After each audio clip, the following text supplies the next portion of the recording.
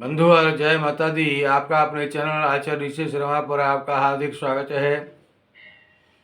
यह वर्ष 2023 आप सबके लिए मंगलमय हो और शुभदायक हो, कल्याणमय हो, उन्नतिमय हो, इसी कामना के साथ हम आपके पास आज एक विषय लेकर आए हैं और वो विषय है मौनी अमावस्या। ये पर्व वर्ष में एक बार आता है। ये हिंदी के महीने हमारे जो होते हैं उनमें ये माघ महीने की अमावस्या को हमें प्राप्त होता है।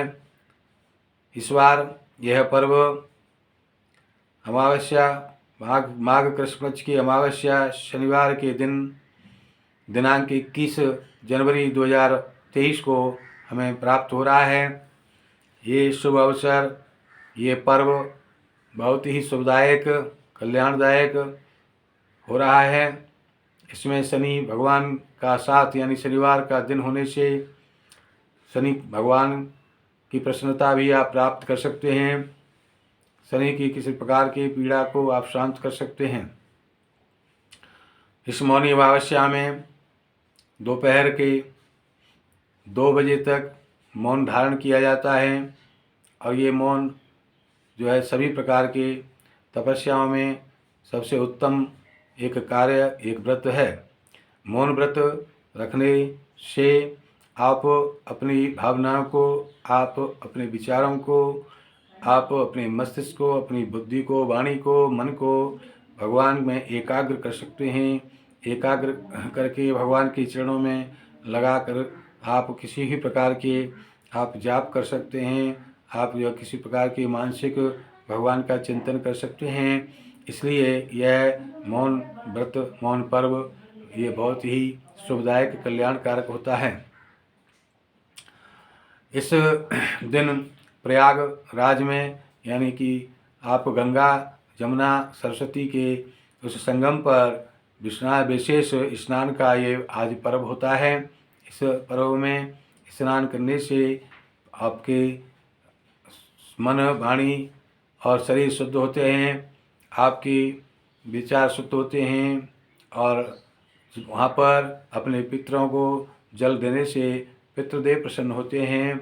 और वहीं गंगा की जी के अंदर खड़े होकर भगवान सूर्य को भी आप अर्घ दे सकते हैं हाथों की अंजलि से। और आप तीनों दिशाओं में अर्घ दे करके ऋषि मुनियों को, भगवान सूर्य को और अपने पितरों को प्रसन्न कर सकते हैं। इस प्रकार से पितरों की कृपा प्राप्त होगी, देवताओं की कृपा प्राप्त होगी और स्नान का पूरा फल आपको प्राप्त होगा।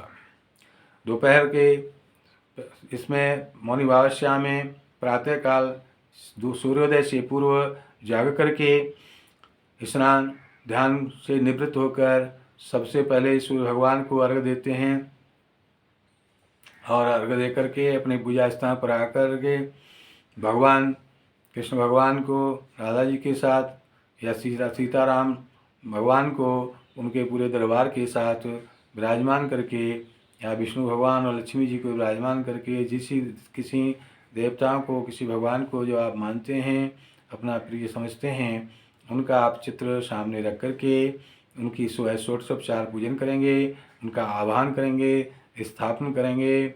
उसके बाद में पाथ्य, अर्घ, आचमन, स्नान आदि देंगे, धूप दीप देंगे।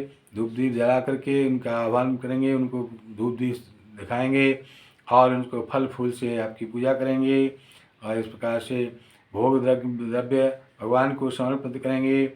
एक किसी प्रकार से जो लड्डू बनाए जाते हैं वो तिल के या अन्य किसी वस्तु के बना करके उसके अंदर थोड़ी सी जो है गुप्त दक्षिणा रखी जाती है, जिसे गुप्त दान भी कहते हैं।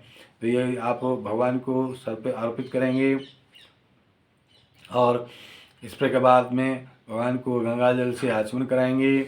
आचमन करा के 3 बार भगवान से क्षमा प्रार्थना करेंगे, उनकी आरती करेंगे कपूर से, अगर दीपक से। इस प्रकार से आरती करके उनको दक्षिणा द्रव्य उनके चरणों में थोड़ा अर्पण करेंगे।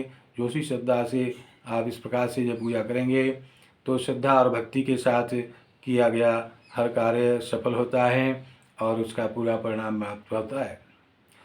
श्रद्धा होती है कि किसी भी प्रकार से हम जो कार्य कर रहे हैं उसमें मन में क्लेश न हो, ये कष्ट न हो, ये दुख न हो कि ये कार्य में कुछ ज़्यादा खर्च हो रहा है या ज़्यादा पैसा लगा जा रहा है। इस प्रकार से श्रद्धा को ध्यान करते हुए आप ये कार्य करेंगे। दूसरा, भक्ति का जो भाव है उसको बनाए रखना बहुत ज़रूरी होता है, क्योंकि भक्ति के बिना किया गया कार्य भी निष्फल ही होता है। तो भक्ति का भाव ये है कि हमारे भगवान, हमने जिनको आह्वान किया है, उनका पूजन जो हम कर रहे हैं, वो निश्चय ही यहाँ पर विराजमान हुए हैं और हमारी पूजा स्वीकार कर रहे हैं, हमारा भोग स्वीकार कर रहे हैं और हमारे ऊपर निश्चय ही कृपा करेंगे, निश्चय कर कृपा दृष्टि उनकी बनाए रखेंगे। इस प्रकार से विश्वास जो होता है इसको भक्ति कहते हैं। और शास्त्र में कहा गया है कि विश्वासम फलदायकम, तो जिस प्रकार से आप जैसे विश्वास के साथ भगवान की पूजा अर्चना करेंगे तो निश्चय ही उस पर सुफलों की प्राप्ति होगी, आपकी कामना अवश्य ही पूर्ण होगी। इस प्रकार से आप इस मौन व्रत में 2 बजे के करीब जाकर के वहाँ भगवान के फिर चरणों में एक बार बैठेंगे और उनसे क्षमा प्रार्थना करके आप जो है व्रत को खोलेंगे, यानी मौन व्रत तोड़ेंगे और भगवान को जो है बोल करके आप उनसे क्षमा प्रार्थना करेंगे और सबसे पहले भगवान से ही संवाद करेंगे, यहाँ से शुरुआत बोलने की हो। ये अति उत्तम है। इसके बाद में आप व्रत का पालन करेंगे।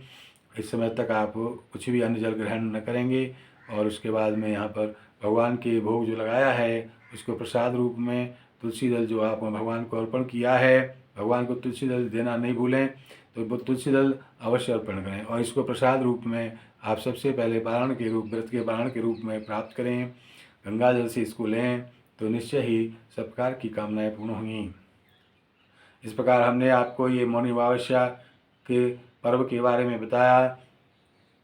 इसी प्रकार की आप हमारा प्रोग्राम प्राप्त करने के लिए हमारे चैनल आचार्य DC शर्मा को कृपया लाइक करें, शेयर करें, सब्सक्राइब करें। हमारा निःशुल्क फ़ोन नंबर किसी भी समस्या समाधान के लिए आप नोट करें 8630379775। इस प्रकार एक बार पुनः आपको इस मौनी अमावस्या पर्व की हार्दिक शुभकामनाएं। जय माता दी।